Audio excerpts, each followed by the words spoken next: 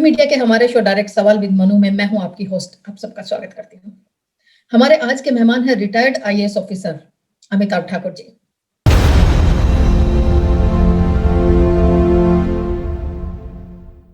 अमिताभ जी, आपका हमारे शो में बहुत बहुत स्वागत है। नमस्ते मैडम। अमिताभ जी, मेरा सबसे पहला सवाल यही है कि आपकी रिटायरमेंट जबरदस्ती की गई है, जिसको अभी जबरिया रिटायर्ड आईपीएस नेम प्लेट भी आपने अपने घर के बाहर ही लगाया है। क्या कुछ ऐसा है कि ये भाजपा सरकार की तानाशाही चल रही है, जो उनके हिसाब से नहीं चलता उनको बाहर निकाल दिया जाता है? आप क्या कहेंगे? जी देखिए, ये रिटायरमेंट का हमारे यहाँ एक आर्टिकल 311 है कॉन्स्टिट्यूशन में, जो प्रोटेक्शन सिविल सर्वेंट्स के लिए रहा है सालों से कि यदि किसी के खिलाफ कोई कार्रवाई की जाएगी तो एक ड्यू प्रोसेस से की जाएगी। और एक रूल रहा है ज्यादातर सर्विस कंडक्ट रूल्स में, जिसमें कहा गया है कि गवर्नमेंट को ये अधिकार है कि 50 साल से ऊपर के जो कर्मी हो गए हैं, जो कार्य करने में जिनको दिक्कत होती है, उनको सरकार एक गोल्डन हैंडशेक टाइप का है कि आपको कह सकती है कि अब आप आराम कीजिए। लेकिन इसे कहा गया है कि ये पनिशमेंट नहीं है। और यह भी कहा गया है कि आमतौर पर यह माना जाता रहा कि जो लोग डेड वुड हो गए हैं, कार्य करने में अक्षम है, वगैरह वगैरह, बीते कुछ दिनों से मैं समझता हूँ निश्चित रूप से करीब 5-6 सालों से इसको एक प्रकार से एक टूल के रूप में इस्तेमाल किया जा रहा है। और अब ये हो गया है, पहले नीचे से ऊपर होता था कि अगर कोई परेशान है, बीमार है या उस योग्य नहीं है तो उसको निकालने की प्रक्रिया होती थी। अब ऊपर से कहा जा रहा है कि आप निकालिए, नाम मांगे जा रहे हैं और एक प्रकार से फोर्स निकालने की प्रकृति चल रही है। और निश्चित रूप से जो आर्टिकल 311 में सिविल सर्वेंट्स को जो एक कॉन्स्टिट्यूशनल राइट मिला हुआ था, उसको नाक मुझे पकड़ने या घुमा के पकड़ने की स्थिति हो गई है। जाहिर सी बात है, उसमें जैसे मैं अक्सर पढ़ता हूँ कि जो निकाले जा रहे हैं उनमें जैसे कई इनकम टैक्स के आईआरएस अफसर निकाले गए, उनमें एक सज्जन थे वो जीएसटी का विरोध कर रहे थे, वो जीएसटी को गलत बता रहे थे। एक और सज्जन थे, उनको लेके ये था कि उनको गवर्नमेंट पसंद नहीं कर रही है। तो तमाम ऐसे अफसर निश्चित रूप जो अनकंफर्टेबल शब्द एक तरह से है, तो जो अनकंफर्टेबल है वह डेड वुड अपने आप बन जा रहे हैं। क्योंकि सबसे बड़ी बात यह है कि इसमें कोई भी डेफिनेशन एज ऑन डेट, कोई क्वांटिफिकेशन, कोई यार्डस्टिक नहीं बनाया है कि आप डेड वुड कैसे हैं। जैसे मान लीजिए अब हम ही हैं, उदाहरण के लिए मुझे किसी तरह में लग रहा है कि मैं अभी डेड तो नहीं ही हूँ, वुड भी नहीं लगता हूँ, ना डेड हूँ ना वुड हूँ, लेकिन उनको लग गया कि ये डेड वुड है। अब अगर हम सबसे बड़ी, 1 मिनट में लूंगा, सबसे बड़ी समस्या ये फंस रही है कि जो कोर्ट जा रहे हैं, कोर्ट में ये एकदम इनोसेंट बन जा रहे हैं, कह रहे हैं साहब हम तो पनिश कर ही नहीं रहे इनको, हम तो इनको फुल पेंशन देके घर विदा करते रहे सम्मान, ये बिना मतलब चीख रहे हैं। अब प्रश्न ये है कि जैसे 51, 52, 53 साल की उम्र में जो आदमी सालों से काम करते रहा, उसको सडनली कौन सा एम्प्लॉयमेंट मिल जाएगा और क्या करेगा। तो यह निश्चित रूप से समिंग इट अप, यह सिचुएशन ऐसी आ गई है जिसमें कानून का गलत उपयोग करने की ह्यूज संभावना बन गई है। अगर आप मन मुताबिक नहीं है तो आप निश्चित रूप से डेड वुड बन जाएंगे। और इसका दुरुपयोग देखिए, जो कानून वेग हो, जिस कानून में अपॉर्चुनिटी हो, डिस्क्रिप्शन इस तरह का हो, उसको स्वतः ही दुरुपयोग करने की पूर्ण संभावना रहती है और कागज पे हमेशा इनोसेंस रहता है। यह एक भयानक डाइकोटोमी है। अमिताभ जी, क्या इसे आप उस समय से जोड़ सकते हैं जब लखनऊ में मुलायम सिंह के खिलाफ आपने केस किया था? शायद वो भी ऐसा कर देते, या ये उस वक्त उनके दायरे में नहीं था? नहीं देखिए, अब ये भी एक बात कहूं कि यह बातें मैं इसको पॉलिटिकल नहीं देख पा रहा हूं, लेकिन निश्चित रूप से मुझे लग रहा है कि जैसे मान लीजिए कि गवर्नमेंट ऑफ इंडिया में सालों से इंडियन नेशनल कांग्रेस मान लीजिए सरकार बना ही रही थी, यह ताकत आज की नहीं है। यह 58 में यह एक्ट, ये रूल आया था कि आप किसी को डेड बना सकते हैं, लेकिन यह भरमंसियत लगातार बनी रही थी कि हम उसका उपयोग इस तरह घुमा के नहीं करेंगे। 2014 के बाद से ही निश्चित रूप से इस समय बढ़ा है। तो अब मुलायम सिंह ऐसा करते हैं कि नहीं करते, मुलायम सिंह के लिए मैं इसलिए नहीं कह पाऊंगा क्योंकि उत्तर प्रदेश मान लीजिए कि भारत सरकार का तो भारत सरकार जाती है, उत्तर प्रदेश के जो कर्मी हैं उनके तो सर्वे सर्वा मुलायम सिंह, मायावती या योगी आदित्यनाथ ही होते हैं। लेकिन और अब तक जितनी सरकारें थी उनमें यह नहीं मैंने देखा था कि ऐसे किसी को मन हुआ तो आपने कर दिया। हम तो ऑल इंडिया सर्विस के अफसर हैं, तो हमारा मामला गवर्नमेंट ऑफ इंडिया से लिंक है।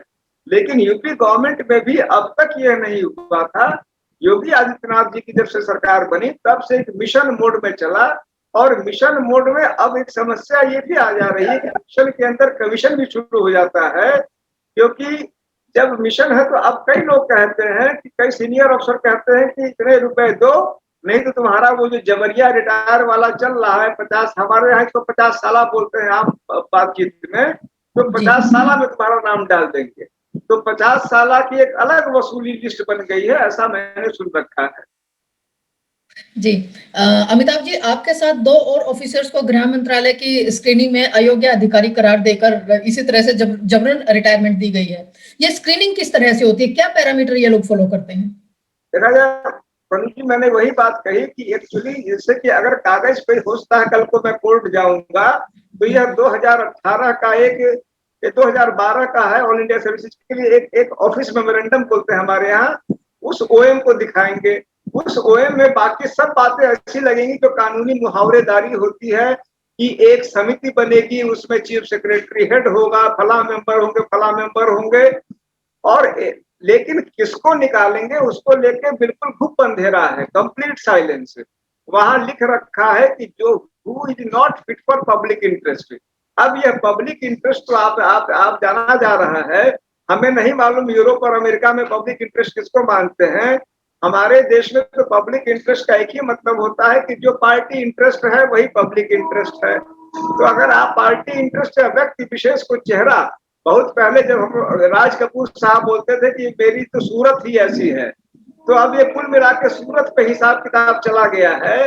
मेरी सूरत अगर आपको नहीं अच्छी लग रही है तो मैं डेडवुड हूं, क्योंकि उस जगह जाके इन्होंने कोई पैरामीटर डेफिनेट क्राइटेरिया, आप किसी की नौकरी ले रहे हैं। अब जैसे मैं ही हूँ, मैं अकेला नहीं, मेरे फादर भी जिंदा है, उनका दुर्भाग्य की जिंदा है, वो बिल्कुल डिवास्टेटेड है एट दिस एज। मेरी पत्नी, मेरे बच्चे, एवरीवन, बिकॉज एक आदमी के साथ पूरा परिवार होता है, ऊपर नीचे दोनों होते हैं, all of them get affected. लेकिन सबसे इंटरेस्टिंग बात है कि नो यार्ड स्टिक। और मैं अपनी बात क्यों करूं, ये मैंने सुना है कि हजारों की संख्या में लोग निकाले गए हैं, और सबकी अपनी अपनी राम कहानी होगी, निश्चित रूप से राम कहानी होगी। तो यह भी अपने आप पे एक उदाहरण है, जैसा आपने कहा कि मेरे पास पावर है, मैं उसका यूज करूंगा। अमिताभ जी, आपकी पहली पोस्टिंग से लेके अभी तक की आप अपनी पूरी सर्विस को कैसे देखते हैं, और किस किस तरह की दिक्कतें आपको हर पड़ाव पर महसूस हुई? क्योंकि ये तो एक इंसिडेंट है जो बिल्कुल रिटायरमेंट के उस पर है, लेकिन आपकी थ्रू आउट सर्विस में आपको प्रॉब्लम्स फेस करनी पड़ी है। देखा जाए, मैं अपने सर्विस को एक प्रकार से 2 हिस्से में बांटता हूँ जो अपना समझता हूँ। और मैं शुरू के अपने सर्विस में, क्योंकि मैं एक एवरेज घर से आया था और आईपीएस में आया था, तो एक प्रकार से जैसे और लोग भी होते हैं, कुछ कुछ डरा हुआ, नौकरी के प्रति संजीदा और भला टाइप का आदमी था। तो मतलब उस भलेपन में किसी ने कुछ कह दिया, कोई विधायक आया तो हल्का फुल्का घबरा भी गया कि भैया मान लीजिए उसने अपने तेवर दिखाए कि मैं उसको एलाइन बहुत मैंने एलिनेट बहुत नहीं करूं, ऐसी कोशिश मैंने की। तो शुरू में इसी कारण मुझे अब अफसोस होता है कि मैंने उनके जैसे लोगों को भी मैंने तवज्जो दिया। इस बात का मुझे लोग कहते हैं कि आप निकाल दिए गए उसका अफसोस है, मुझे उसका कोई अफसोस नहीं कि निकाल दिए गए। भाई, तुमको ताकत थी, तुमने अपनी अपनी बेजा इस्तेमाल किया।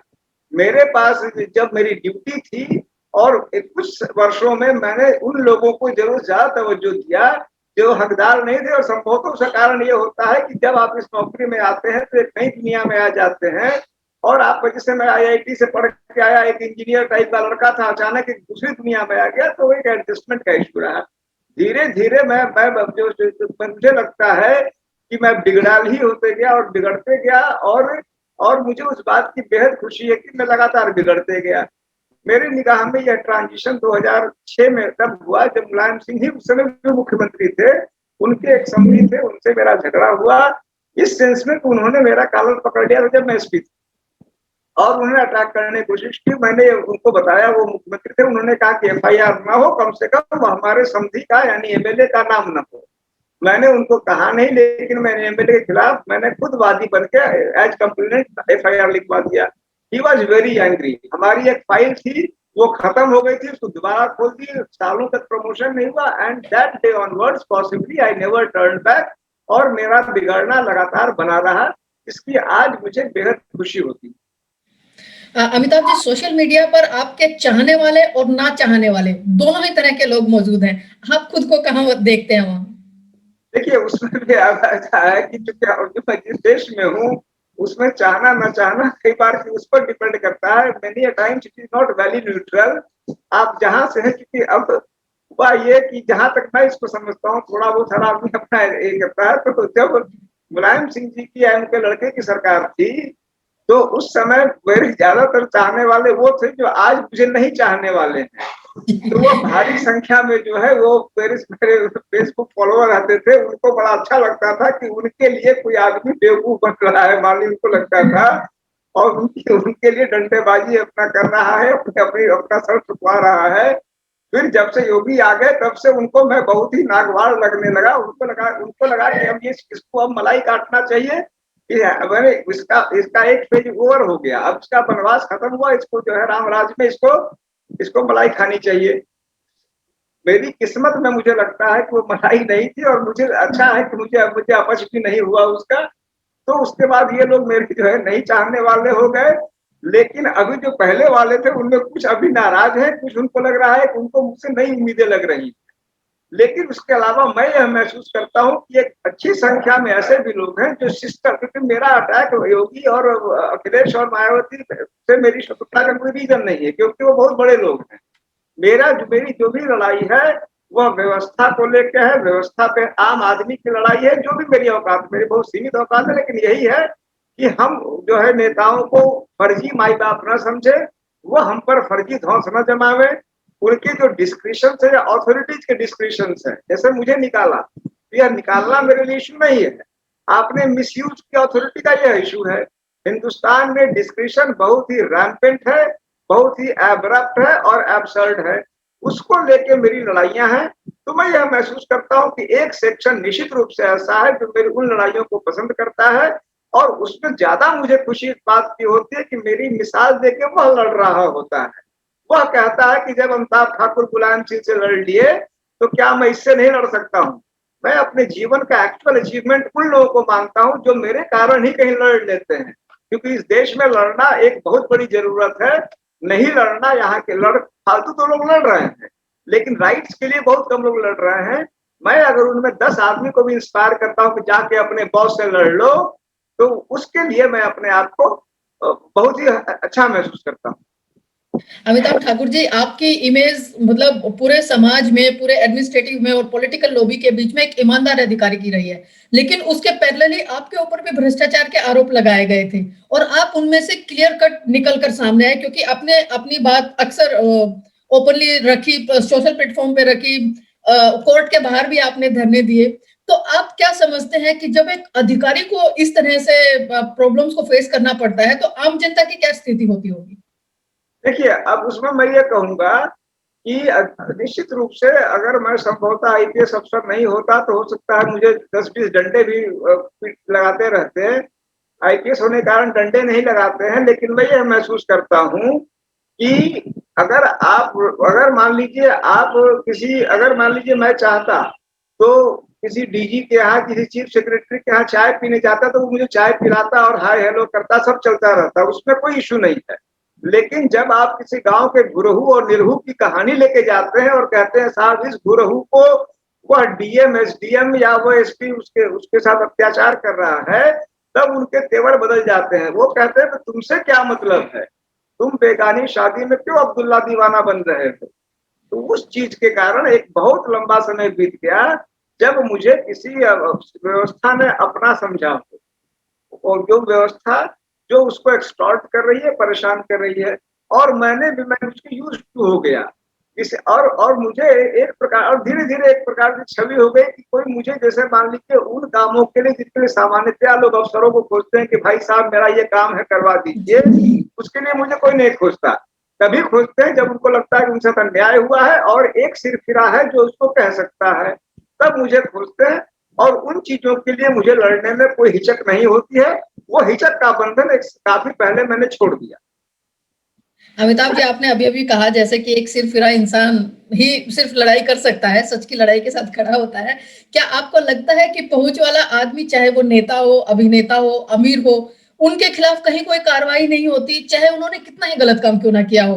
केस सालों साल चलते रहते हैं, तारीख पे तारीख लगती रहती है, आरोप साबित ही नहीं होता और अल्टीमेटली जो रिजल्ट निकल के आता है वो आता है क्लीन चिट, साफ छवि। देखिए, मैं इसके एक छोटे-छोटे 2-3 उदाहरण दूँगा, वैसे तो लाखों में उदाहरण हैं। कोविड अभी जो चला, तो कोविड में और जो हुआ, जो बेचारे गए नहीं गए वो तो है ही है। एक आम आदमी के लिए एक नई आफत आ गई कि तुमने मास्क नहीं पहना, 4 डंडे।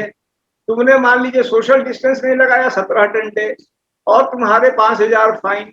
यानी कि एक दंडात्मक, इंडिया में कोविड का मतलब एक पुलिस राज भी हो गया, पैरेलल जी, पुलिस होता, पुलिस राज पैदा हो गया। 25 लाख केसेज उत्तर प्रदेश में अकेले हुए। एक दिन योगी आदित्यनाथ ने बड़ी दरियादिली दिखाई, बोली मैं 25 लाख केस वापस ले रहा हूं। यह कभी नहीं, लोग इतने हैं कि कहे देखिए साहब ने वापस ले लिया, नहीं पूछा उनसे भाई तुमने 25 लाख केसेस किए क्यों जब पूरे देश में कोविड था। जी, लेकिन जो दूसरा पहलू मैं बताना चाह रहा हूं, मेरी वाइफ ने 3 केसेज में, एक था कुशीनगर में, एक सांसद है, एमपी है, मेंबर ऑफ पार्लियामेंट, मैं जी, नाम मिस कर रहा हूं, विजय दुबे या कुछ नाम है। उनके क्लियर कट वीडियोस थे जहां वह जो है क्लियर वायलेशन ऑफ कोविड कर रहे हैं। यह चीखती रही, वहां के लोग चीखते रहे।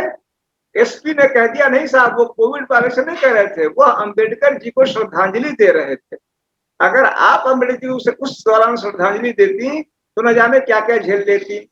एक उदाहरण मैं बताऊं, दूसरा उदाहरण उसी दौरान कन्नौज में एक और दूसरे एमपी ने एक तहसीलदार को खूब पीटा, उसका एफआईआर दर्ज नहीं हुआ और शायद अगर बहुत मुश्किल से हुआ तो वो फाइनल रिपोर्ट लग गया। मतलब ये हुआ कि आप आदमी दिखाइए, मैं कानून दिखाऊंगा। यह जो स्थितियां हैं, वास्तव में यह हर्टफुल है। कानून सब है। आप योगी जी के खिलाफ कोई शब्द गलती से बोल दीजिए, आपको कोयम्बटूर से खींच ले आएंगे, ऐसे जैसे मुर्गी को उठा के लाते हैं वैसे उठा के आपको टांग के ले आ देंगे। आपके खिलाफ, मेरे खिलाफ धारा प्रवाह गाली कोई दे, अगर आप जाइएगा तो बोलेंगे भाई आप तो इतने सेंसिटिव बन रहे हैं। अरे मान लीजिए उसने आपको माँ बहन की 10-12 गाली दे ही दी तो आप कौन से गले जा रहे हैं। और जी। पुलिस के पास और भी काम है कि यही गाली गलौज है। तो अगर मान लीजिए हम सेंसिटिव बन सकते हैं तो माननीय मुख्यमंत्री जी भी बन सकते हैं, लेकिन उनको वो उनके लिए दरोगा चला जाएगा कोयम्बटूर। आप अपनी प्रतिष्ठा के लिए थाने जाइएगा, आपकी बात नहीं सुनेगा।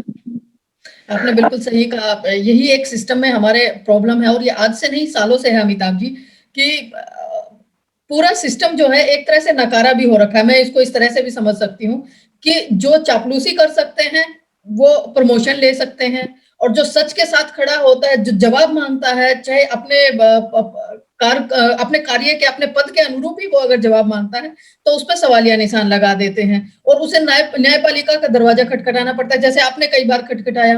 आपको कभी कभी रिजल्ट भी मिल गया उस चीज का कि नहीं, ये अमिताभ जी ठीक कह रहे हैं। तो इस पे आप क्या कहेंगे, जब अधिकारियों को खुद के लिए ही दरवाजा खटखटाना पड़ रहा है, तो जनता के लिए वो दरवाजा कब खटखटाएंगे? देखिए, न्यायपालिका जो है उसको भी, चूंकि अब न्यायपालिका में समस्या ये आती है कि अगर कुछ थोड़ा ज्यादा बोल दीजिए, क्योंकि मुझे स्लिप ऑफ टंग की मुझे बीमारी है, तो मैं बहुत ही सोच सोच के बोलता हूँ न्यायपालिका पे। अभी मेरी अभी 6 महीना अंदर रहने की बहुत इच्छा मेरी नहीं करती है, लेकिन यह जरूर है कि मतलब कई चीजें हैं जो वहाँ अगर इंट्रोस्पेक्शन हो जाएगा तो जी, वो एक पूरा खंभा है। कहते हैं 3 खंभे, चौथा खंभा आपको बोलते हैं, 3 खंभा तो है ही है। तो जी, उस खंभे की वो पूरा एक खंभा है। उस खंभे का महत्व क्या है देश समाज के लिए, कहते तो हैं, लेकिन आम जनता में भी वो उसी इंटेंसिटी से महसूस हो, वो उसका अभी कहीं ना कहीं बहुत लोग हैं जो न्यायपालिका बहुत उम्मीद से जाते हैं और लेकिन 2 साल 4 साल 6 साल बाद जो है बुझे हुए दीपक की तरह टिमटिमाते घूमते रहते हैं। तो न्यायपालिका को सोचना पड़ेगा कि ठीक है, हम डर के मारे नहीं कुछ बोल पा रहे हैं, आप हमको टांग देंगे, लेकिन हमारी उम्मीदों पर अगर कहीं पानी फिरता दिखा, अगर हम मन से मायूस हुए, हमने कुछ कहा नहीं और मन में हम कहे कि यार अब हम नहीं जाएंगे, एनफ इज एनफ, तब वहां भी तो कहीं ना कहीं न्यायपालिका के लिए ऐसी चीजें इस पर उसको सोचने की जरूरत है। चाहे उनकी प्रक्रिया हो, चाहे मान लीजिए कि लंबे लंबे ये होते हैं। कई जगह मुझे लगता है कि प्रक्रियाएं शॉर्ट की जा सकती हैं, कई जगह मुझे लगता है हिचक हो जाती है। क्या बातें जिनको उनको भी इंट्रोस्पेक्शन की जरूरत है। अमिताभ जी, मुंबई मुंबई पुलिस के पूर्व कमिश्नर परमवीर सिंह जी ने जो खुलासा किया था, उस पर आपकी क्या फीडबैक है? देखिए, मैं यह कहूंगा कि उन्होंने बहुत अच्छा काम किया, चीजों को रिकॉर्ड पे लाया। उन्होंने बहुत ये अच्छा हुआ कि सीबीआई इंक्वायरी हो रही है, चीजें घट रही हैं, कोई आदमी हिम्मत करके सामने आ रहा है, उस बात को कह रहा है, यह बहुत बड़ी बात है। मुझे लगता है कि चीजों को रिकॉर्ड होना, डॉक्यूमेंट होना, सामने आना, हमारे देश के लिए सबसे बड़ी जरूरत है, सबसे बड़ी जरूरत, क्योंकि ढके छिपे सब हो रहा है, सामने सब राम राम कर रहे हैं। अमिताभ सर, जिस तरह से हम देखते हैं कि कई बार पुलिस प्रशासन पर भी सवालिया निशान खड़े होते हैं। कभी वो हफ्ता वसूली करते हैं, कभी जबरन उगाही करते हैं, कभी थाने में बलात्कार जैसे घटनाएं भी हमारे सामने आती हैं। आपको क्या लगता है कि हमारे पुलिस महकमे को किस तरह से सुधार की जरूरत है और किस तरह से वो अपने इमेज को रिफॉर्म कर सकते हैं? ये देखा जाए, जो पुलिस रिफॉर्म्स का जो सब्जेक्ट है, जैसे हमारे x DG mister Prakash Singh, first celebrated police अफसर, उन्होंने एक पिटीशन किया पीआईएल की, जो जिसको लेकर काफी डायरेक्शंस भी हुए। तो मुझे लगता है कि जो जो मेजर इश्यूज हैं पुलिस रिफॉर्म्स के, उसमें सबसे बड़ा इशू मेरे ख्याल से यह है कि हम किस हद तक, हम कहते हैं कि लीडर्स ऑफ द फोर्स जो है आईपीएस अफसर्स हैं, और वह they who are catering to the entire organisation. लेकिन सच्चाई ये हो नहीं रही है, वो जो सीनियर अफसर्स हैं, उनका पूरा का पूरा इंटरेस्ट अपने इंटरेस्ट को सब सर्व करने में लगा हुआ है, एक तरह से कि हमारा ट्रांसफर, हमारा पोस्टिंग, हमारा पैसा, हमारा सब कुछ, हमारी सुविधाएं। और ज्यादातर उनमें से लोग फिर जो नीचे के अफसर हैं वो टूल्स की तरह ले रहे हैं। और ऐसे उदाहरण के लिए हमारे यहाँ वर्क कल्चर में ये है कि यदि आप अगर कोई पुलिस आईपीएस अफसर है, तो कोई भी पुलिस का अफसर आपके सामने कुर्सी पे बैठ नहीं सकता है। It is against equality. तो जहाँ इक्वालिटी का ये अब खड़ा होगा, जब मैं नया अफसर था, तो उस समय कई लोगों ने मेरी शिकायत मेरे सीनियर अफसर से इस बात की कि यह तो इतना बेकार टाइप का अफसर है कि अपने सिपाही को अपने सामने बैठाता है कुर्सी पे। तो मुझ पर जो जिंदगी में तमाम आरोप लगे, उसमें एक आरोप यह भी लगा कि ये सिपाही को कुर्सी पे बैठाता है, इसको तो यह क्या पुलिसिंग करेगा। This is the kind of mind frame that we live in. दूसरा, छुट्टियों को लेके मैं तुरंत छुट्टी देता था। मुझसे कहा गया कि तुम छुट्टी क्यों देते हो। मैंने अपनी आंख से तमाम अफसरों को देखा है। एक अफसर बिल्कुल नया था, एक अफसर को मैं देखता था, वो सिगरेट का एक पैकेट मंगवाते थे छुट्टी सिपाही के लिए। छुट्टी तभी देंगे जब सिगरेट का पैकेट ला के दोगे। वो दौड़ के आता था सिगरेट का पैकेट, उसको सस्ता लगता था, सिगरेट पैकेट दिया तो छुट्टी मिली। इस तरह की चीजें, छुट्टी जो आपका राइट है, उसके लिए आपको अगर मान लीजिए घूस देना पड़े, या फिर आपको गिड़गिड़ाना पड़े, या सवाल जवाब हो, या फिर जो सुविधाएं हैं, सुविधाओं की कमी है, 16-16 घंटा मान लीजिए काम करना पड़ता है हिंदुस्तान में ज्यादातर सिपाहियों को। तो और इतना टफ वर्क है, इस तरह का वर्क है, कोई बहुत अच्छा एनवायरनमेंट उनका कतई नहीं है। आप जैसे आप और हम मान लीजिए अपने घर में बैठ के बात कर रहे हैं, वहां धूप में कभी कभी जैसे सड़ी हुई लाशें निकालनी है, रात में 3 बजे एक्सीडेंट हो गया, वहां पहुंचना है, कोई वायलेंस हो गया, वहां पहुंचना है, पति पत्नी आपस में पी के लड़ रहे हैं, उसको जो है इससे भी मार खाने का खतरा है, उससे मार खाने का खतरा है। So it is very hazardous work. ऐसी सिचुएशंस में you are working day in and day out, तो आपको वर्क लिमिट कम से कम हो, क्योंकि इसकी भी बीबी है, वो भी मारने को तैयार बैठी है इसको। तो to balance this situations we are not looking after them at all. यह समस्याएं जो है मेरे ख्याल से, यह भी कई बार जो है उस रूप में जो आप कह रही हैं कि मतलब हमारा उनका बैड बिहेवियर होता है, तो एक सेंस ऑफ पावर के कारण तो होता ही होता है, साथ ही साथ एक फ्रस्ट्रेशन का सेंस जो है वो अभी इसके लिए रिस्पॉन्सिबल। बिल्कुल आपने सही कहा अमिताभ जी कि एक तो काम का बर्डन और दूसरा फ्रस्ट्रेशन। क्योंकि हालांकि हम जर्नलिस्ट लोग बड़े आसानी से कह देते हैं, एलिगेशंस लगा देते हैं, जो जनता कहती है हम उस चीज को आवाज दे देते हैं। लेकिन पुलिस का नौकरी करना इतना आसान काम नहीं है। वो 24 आवर 365 डेज एक पैर पे खड़ा रहता है। आपने एक्सप्लेन भी किया कि 3 बजे भी जाना पड़ सकता है। एक तरफ आप डेड बॉडीज देखने जा रहे हैं, दूसरी तरफ हो सकता है आपको कहीं किसी शादी का इन्विटेशन आया हो, आपको वहां भी जाना पड़ सकता है। तो जो ये माइंड स्ट्रेटेजी है, जो माइंड स्विंग्स है कि आप एक पल में आप एक खतरनाक मूवमेंट देख के आए हैं, दूसरे ही पल आपको शो करना है क्योंकि आप सामाजिक इंसान भी हैं, तो आपको एक हंसी खुशी वाले माहौल में भी जाना है। तीसरा, आप लोगों के ऊपर एक ऑब्लिगेशन होता है कि जो आप लोगों की राजनीतिक लोगों के साथ जो ड्यूटी लगी होती है, जो सुबह शाम जो सैल्यूट करना होता है एक तरह से, तो मुझे कभी कभी ये सोचकर भी आश्चर्य होता है कि अपने ही लोगों से, अपने नेताओं को किस चीज का खतरा। पुलिस जनता की सेवा के लिए है, और पुलिस प्रशासन को लाया भी इसी चीज के लिए गया है कि समाज में कुछ भी अनहैप्पी कुछ नहीं होना चाहिए। पुलिस अधिकारी, पुलिस एसएचओ, कोई भी महकमे का कोई भी रैंक वाला इंसान हो, वो अपने त्योहार नहीं मनाता है, क्योंकि दूसरों के त्योहार के लिए उनकी ड्यूटी लगी हुई होती है। सड़कों पे, गार्डन्स में, कहीं कहीं पे भी कुछ भी प्रोग्राम्स हो रहा होता है। मैं एक चीज जानना चाहूंगी इस चीज के लिए, अमिताभ जी, क्या पुलिस की फैमिली, अपने फैमिली का जो भी इंसान जो पुलिस में होता है, वो खुश होते हैं उसके डेजिग्नेशन को देख के, या बिना डेजिग्नेशन भी, जब वो हमारे कांस्टेबल वगैरह भी होते हैं जो बिल्कुल शुरुआती दौर में होते हैं, तो उनकी फैमिली किस तरह से इस चीज को कोप अप करती है? देखिए, जो भी मैंने मान लीजिए पुलिस के अफसरों जो है, खास करके जो सबऑर्डिनेट रैंक पे मैंने देखा, तो उनके तो इसमें कोई शक नहीं कि उन्हें, अगर जिस सरकारी मकानात में मैं जब एसपी वगैरह था, तो हम लोग को विजिट करना हम लोग की ड्यूटी थी कि उनका घर देखें, तो बड़ी पुअर स्थितियां होती थी। जैसे एक एक रूम का जो है, एक 1 बेडरूम उनको मिलता था, और ज्यादातर उसमें सालों से मरम्मत नहीं हुई। उसका पैसा डीजीपी ऑफिस को चमकाने में लग रहा है या होम डिपार्टमेंट में लग रहा है, मनी इज गेटिंग साइफंड। तो उस तरह से कोई उनको सुख सुविधाएं नहीं। वह जो है न जाने कब वो कब निकला कब लौटा। तो डेफिनेटली उनकी फैमिली उनको लेके ट्रबल्ड जो है। फिर लड़का बड़ा हो गया, वो गाली गलौज के माहौल में लग रहा है। मदर को अपने हस्बैंड का भी की भी चिंता है। फिर वहां चूंकि शराब मुफ्त में मिलता है, पुलिस में और कुछ मिले न मिले, शराब मुफ्त में हिंदुस्तान में मिलता ही है।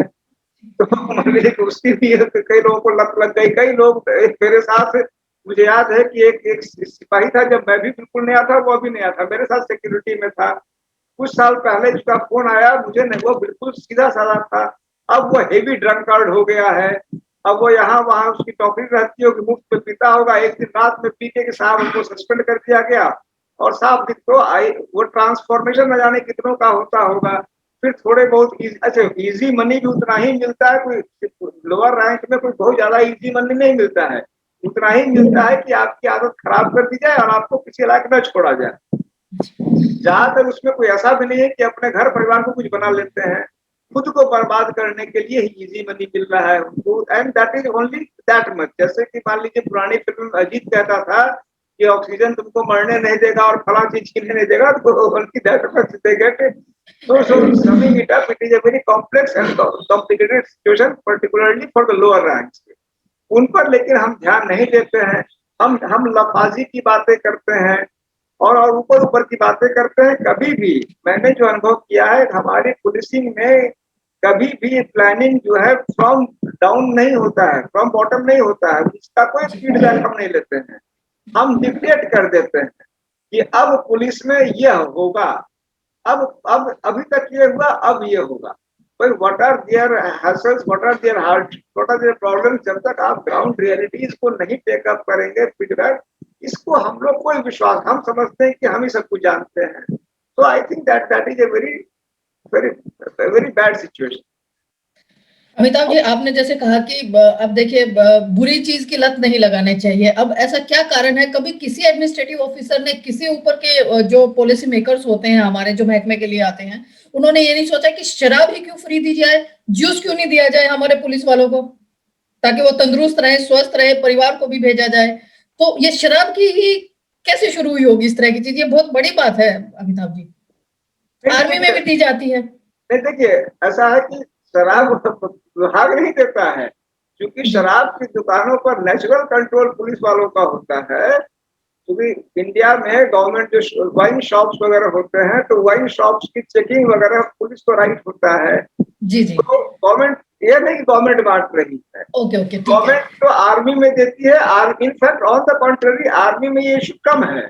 ये जो मतलब जो है मुफ्त के शराब की आदत जो है, वह पुलिस में ज्यादा है। क्योंकि वहां तो हो सकता है अपने कोटे से खरीदते हैं, अपने सीमा से खरीदते हैं, अपना पीते हैं। तो हमको नहीं लगता कि आर्मी में कोई ड्रंकेनेस का ज्यादा इशूज है।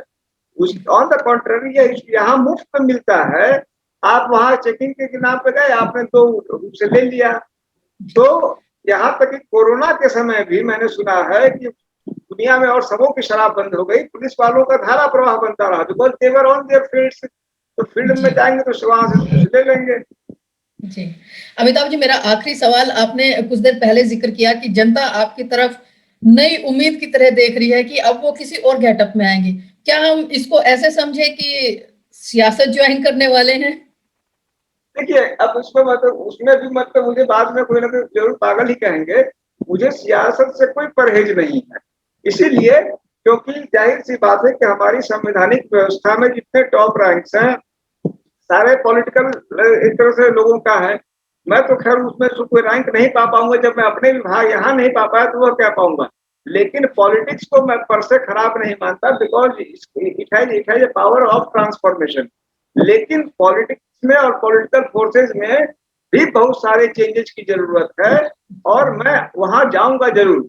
और अपनी तरफ से जैसे मैं यहाँ अनवांटेड रहा वहां भी अनवांटेड होऊंगा, लेकिन जाऊंगा।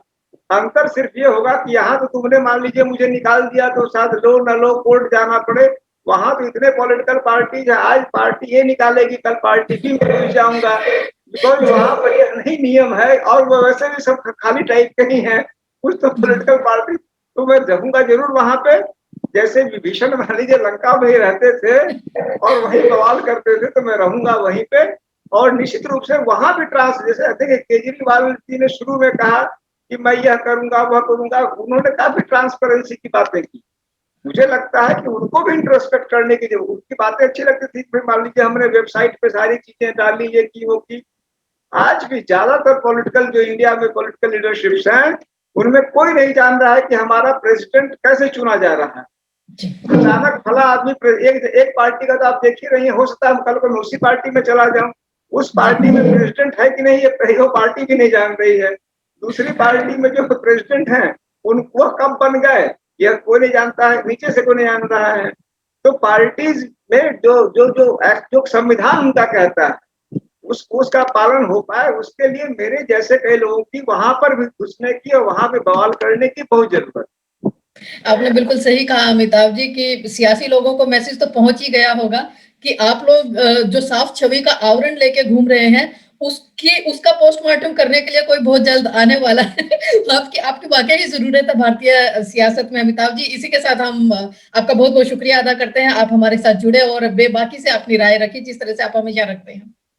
थैंक यू, नमस्ते।